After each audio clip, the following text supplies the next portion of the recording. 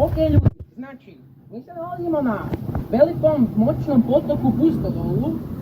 I ja znam, pošto su mi se mnogi ljudi u komentarima žalili da oni često zapinju ovdje, ja sam odlučio snimiti ovaj kratki video kako vi ući i kako izaći iz otoka Pustodola, točnije potoka naravno. Ja sam malo sam imam bolest pa ne mogu pričati dobro. Znači, prvo sjedimo ovdje, mi smo gore, vidite, znači kada trebamo ući, samo se čučnemo ovdje, sjednemo na guzicu i mi smo praktički unutra, ali samo se trebamo odgurati.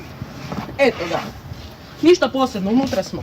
Ali ako slučajno padnete odavdje i padnete ovdje, slomijete zube, nogu, ruku, za vas nema spasa.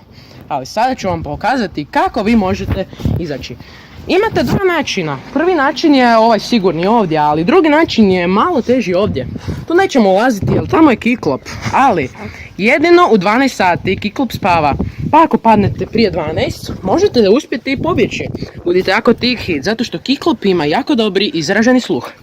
A sada slušajte, ako želite teži način, točnije lakši način, možete samo napraviti ovo. Preskočite ovu vodu, to nije voda, ali o tome ćemo kasnije. I sada kada smo na ovoj strani, imate ovaj veliki uspon koji ćete savladati uz mojih par trikova. Znači, uzmete svoju desnu nogu i krenete prema gore. Znači, ovako stavite ruke i sada napravite ciga duga, tuga i ciga duga, gotovi ste, gore ste. I ovo je, znači mi smo gore, još samo napravite ovo. Kamermane, ostani ovdje i sad ćeš ti probati na taj način otići gore, ajde da vidimo.